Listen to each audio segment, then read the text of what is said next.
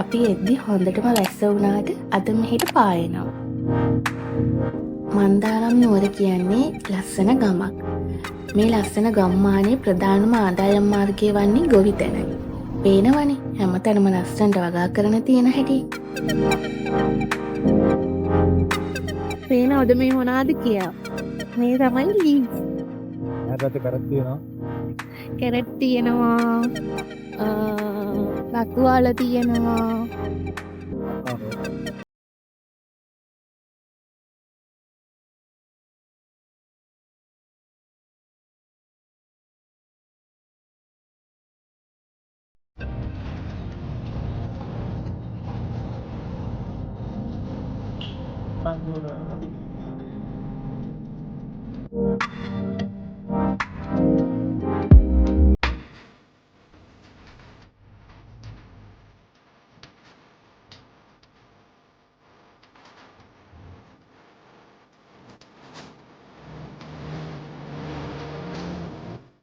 දැන් ඉන්නේ මන්දාරම් නුවර ටවුන් එකේ.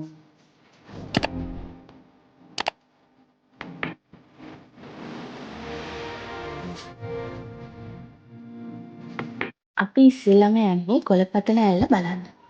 මන්දාරම් නුවර පොලිසිය පව් කරලා මේ පාර දිගේ ටිකක් උඩට ඇවිත් දකුණට හැරෙන්න තියෙන්නේ.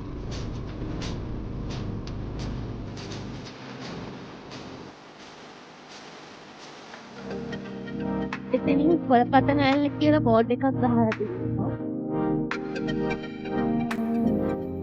ගයිස්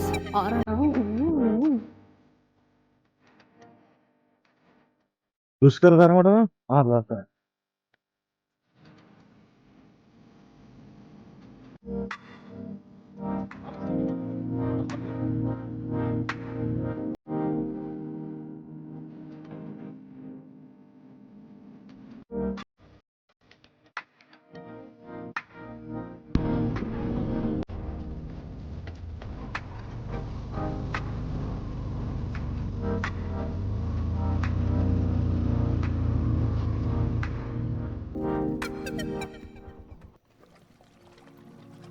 දියැල්ලට යන්න තියෙන්නේ මේ වගේ පොඩි අඩිපාරක් දෙකේ. මුලින්ම කියන්න ඕන ඔයගොල්ලන්ට මේ දියැල්ලට නම හැදුන විදිය. ගම්වාසීන් කියන විදියට ප්‍රසිද්ධ කතා කිහිපයක් තියෙනවා.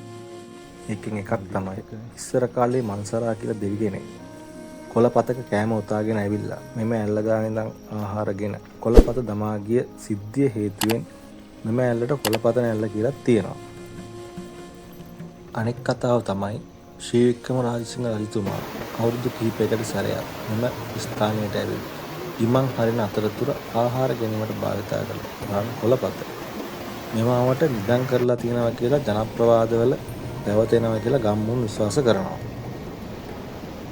අනෙක් කරුණ වන්නේ මෙම ඇල්ල ඉස්සරහා තියෙන කොළපාට පතන බිම හේතුවෙන් වර්තමානයේ ඇතැම් පිරිස් මෙම ඇල්ලට කොළපතන ඇල්ල කියලා හඳුන්වනවා. අපිත් මේ තොරතුරු අසා දැනගත්තේ ගම්වාසීන්ගෙන්. මීට අමතරව වෙනස් දෙයක් ඔයාලත් දන්නවා නම් කමෙන්ට් එකක් දාලා අදහස් කියන්න අනිත් අයටත් දැනගන්න. දැන් ඉස්සරහෙන් තියෙන්නේ ටිකට් කවුන්ටර් එක. අපි එතනින් ටිකට් එකක් ගන්න ඕනේ. අරගෙන තමයි ඇල්ල බලන්න යන්න වෙන්නේ.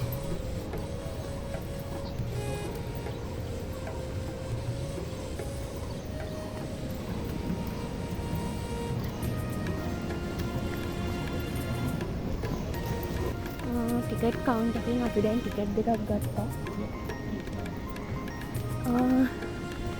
ටිකට් එකක් වෙන්නේ 75ක්. දේශීය වැඩිහිටි 75යි.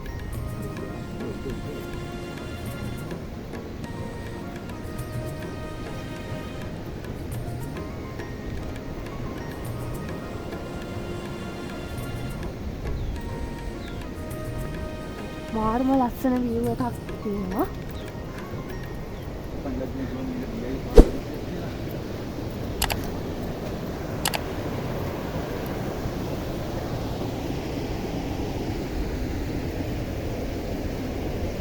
ඕගොල්ලොත් එන්න බලන්න. හැබැයි මේ ලස්සන වාහන දාන්න ඒ සුන්දරත්වය එහෙමම තියාගන්න. කිලෝමීටරයක් කමාරක් පයින් එන්න දිනවා. හොඳින් ඇහුම්කන් දුන්නොත් කුරුල්ලන්ගේ හඬ, ඒ වගේම හුලන් සද්දේ, සීතල හුළඟ මේ දේවල් එක්ක අපේ ගමන් මහන්සිය ඇත්තටම අඩු වුණා.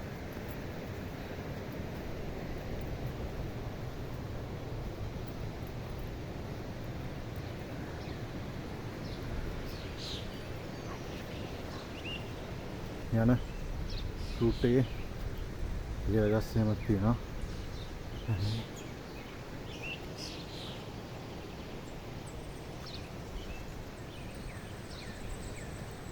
මාර ලස්සනයි. මේ පැත්තේ ලෝකල් කියක් තියෙනවා.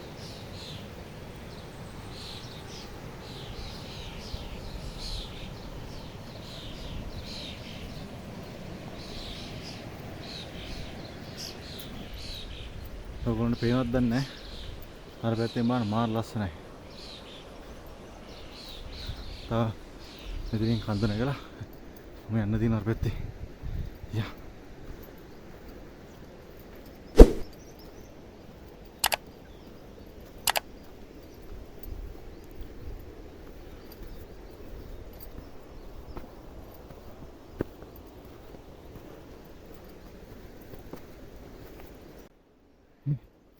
අමාරුයි කේ නගිනවා තාම.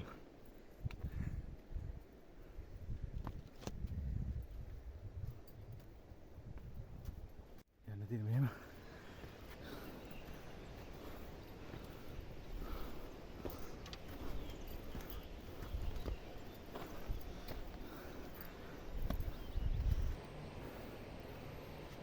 එදා වෙනවා.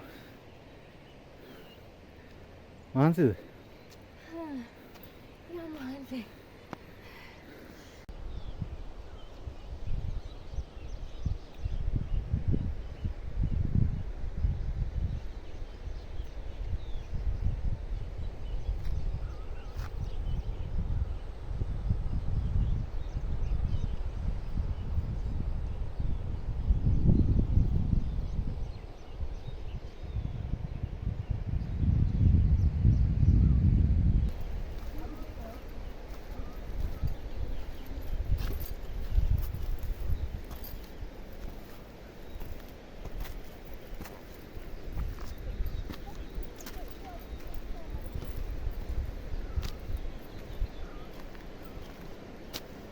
ලස්සනම දේවල් දකින්න දුෂ්කර මාර්ගයේ පොඩ්ඩක් යන්න ඕනේ.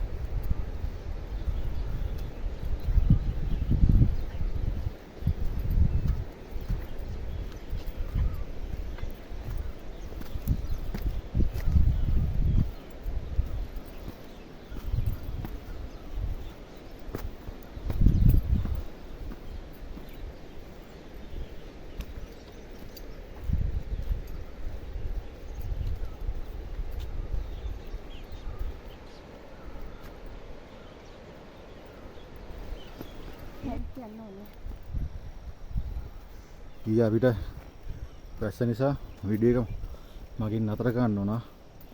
එද්දි අපි ගෝනපිටිය පැත්තේ ආවේ. ගෝනපිටියේ තේ ෆැක්ටරි එක එහෙම මේ ඔයගොල්ලන්ට පෙන්වන්න බැරි වුණා. අතරම වැස්ස අපි ටික පහු කරනකොට ඒ නිසා එහෙම ආවා. අද රූට් එක අපි හිතන් ඉන්නේ නුවර පැත්තෙන් නුවර පැත්තට යන්න පදිය බැලලා පැත්තෙන් බලමු. නුවරඑළිය පැත්තට යන්න හිතුනොත් ආයි ගෝනපිටිය පැත්ත පෙන්නන්න. අපි අද හවස් වෙනකොට නුවරට යන්න හිතන් ඉන්නේ. ඒ නිසා බලමු.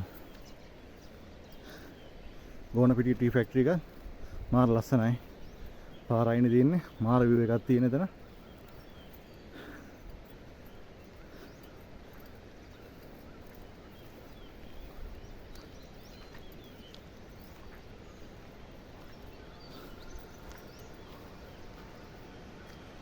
අන්න පාරාදීස් එකට නවා ඈතින් පේනවා. ඔයගොල්ලන්ට පේනවද දන්නේ නැහැ.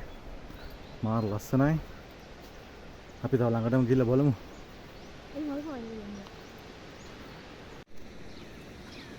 ඇත්තම කතාව ඔබ නිහඬ නම් කුරුල්ලන්ගේ සහ ජලයේ ශබ්දය ඔබට වැසෙනු ඇත. ඇත්තම කතාව. මේ පරිසරයේ තියෙන නිස්කලංක බව නිශ්ශබ්ද වුණාම මාර ලස්සනයි. දුරක් ගෙවාගෙන ආවට ළඟට යද්දි මේක දකිද්දි මාර සතුටක් දැනෙනවා.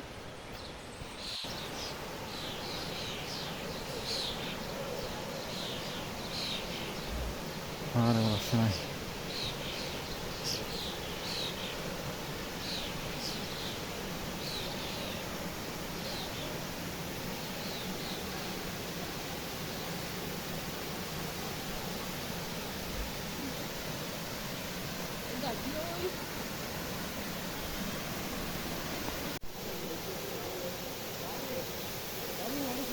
විශේෂයෙන් කියන්න ඕන ඔයාලට මේ ගම්වාසීන් වතුර ගන්න මේ ජල මූලාශ්‍රවලින්. ඒ නිසා මේ ජලය අපිරිසිදු නොකර පරිසරය රස විඳින්න.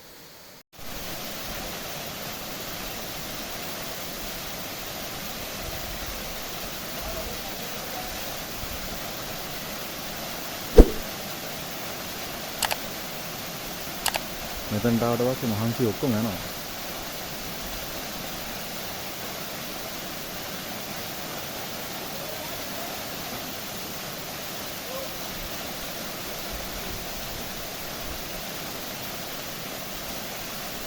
අපි කට්ටිය පොඩ්ඩක් ගියලා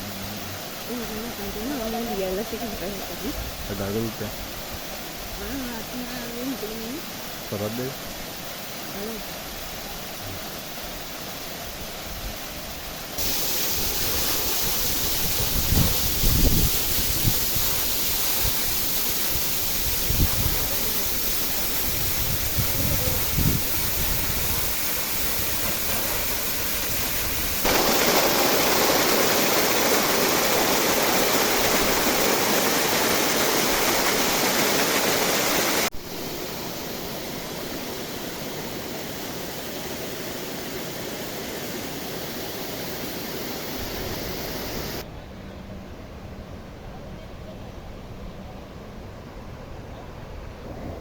අපි දැන් ඉන්නේ කළු පාලම දිය ඇල්ල ළඟ.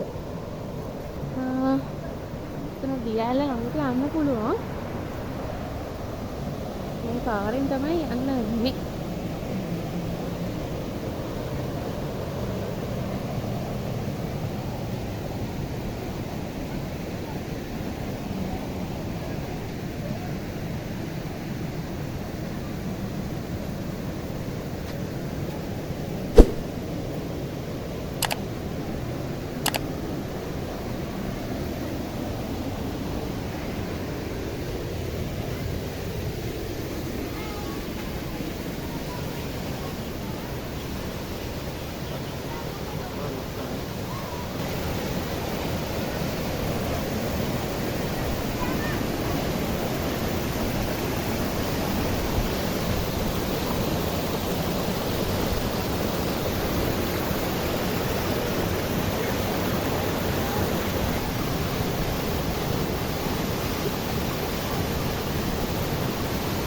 අපි දැන් මේ ඉන්නේ අලුපාල මැල්ලේ. මාර ලස්සනයි.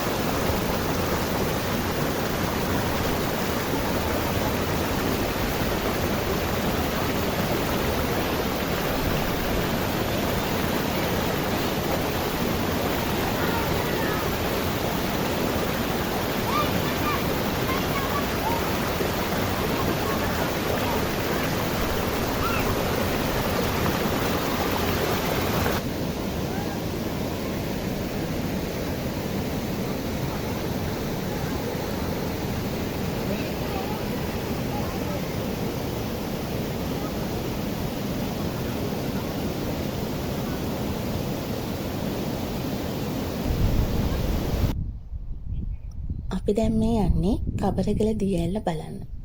යන පාර ටිකක් නම් දුෂ්කරයි. ඒ වගේම තමයි මේ කාලගුණය නම් හරි ඉක්මනට වෙනස් වෙනවා. ගම්වාසීන් කියන විදිහට මෙහෙට නිතරම පින්න වැටෙනවා.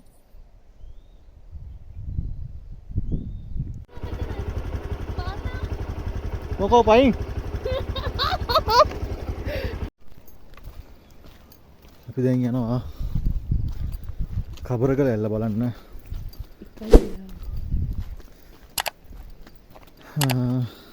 කන්ද උඩටම වගේ බයික් එක ආවා. මෙතනින් එහාට පොඩ්ඩක් පාර සවුත්තුයි. ඒ නිසා බයික් එක මගින් දාලා පයින් යනවා දෙන්නත් එක්ක. යන පාර මාර ලස්සනයි.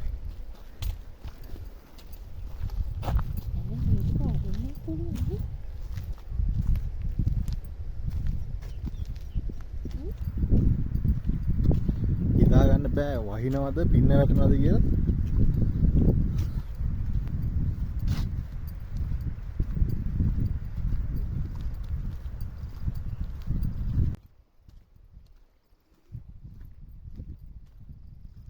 ඒක මිදුම් බාලා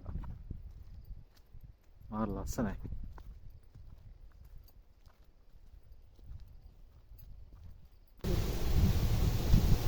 පොඩි දීපාරක් තියෙනවා.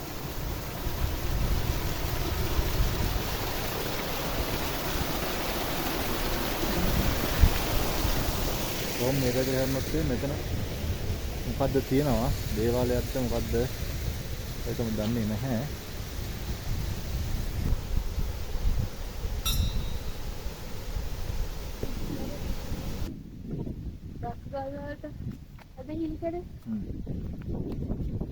දැන් නම් වහිනවා.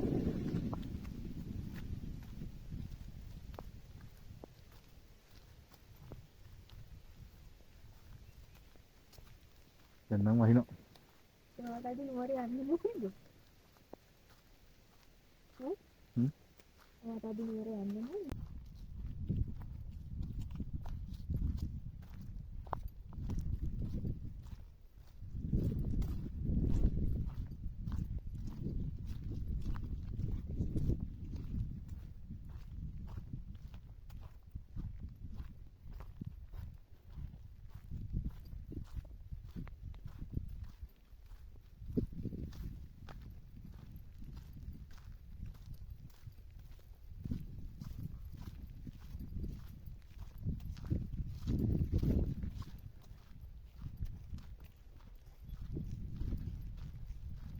දන්නේ හරියට කොච්චර දුර යන්න තියෙනවද කියලා.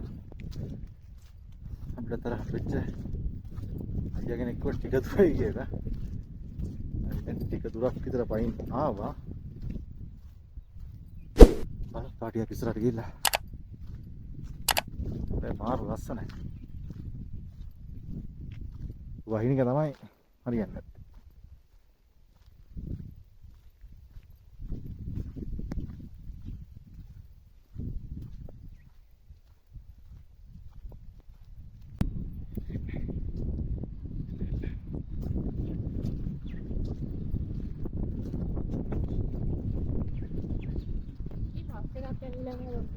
ඒක තමයි මම මේවට කියන්නේ.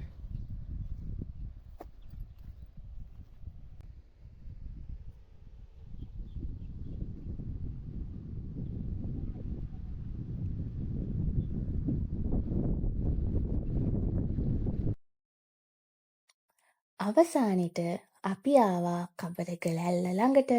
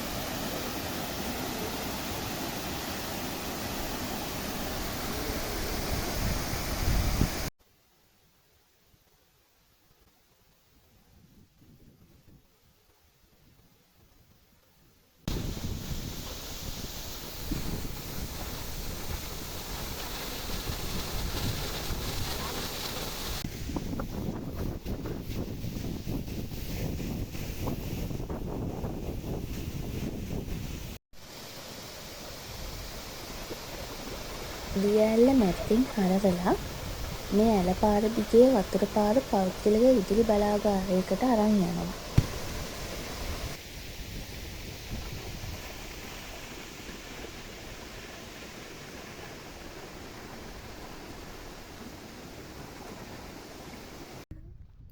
තවත් දිය ඇලි කිහිපයක් නරඹන්න තිබ්බත් කාලය හරස් වුණ නිසා නැවත දවසක එන්න බලාපොරොත්තුවෙන් අපි මෙහෙන් පිටත් වුණා.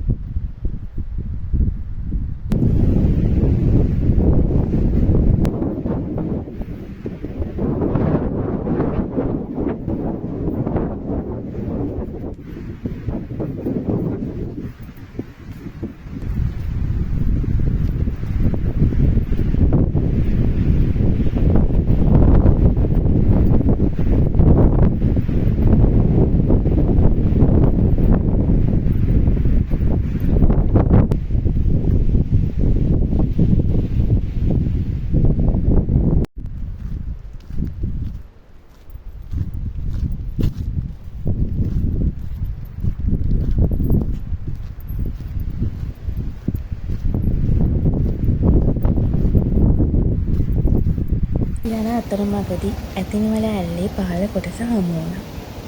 මේකේ උඩටම යන්න පුළුවන්. නමුත් අපිට වෙලාව නැති නිසා අපිට යන්න උනේ නෑ.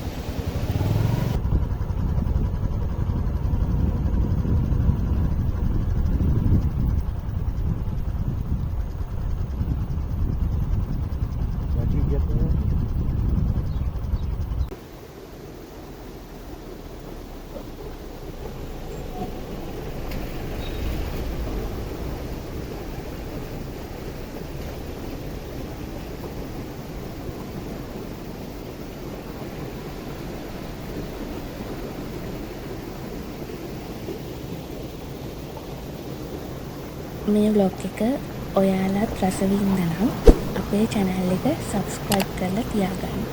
නැවතත් මේ වගේ ලස්සන vlog එකකින් ඉක්මනින් හමු වෙමු.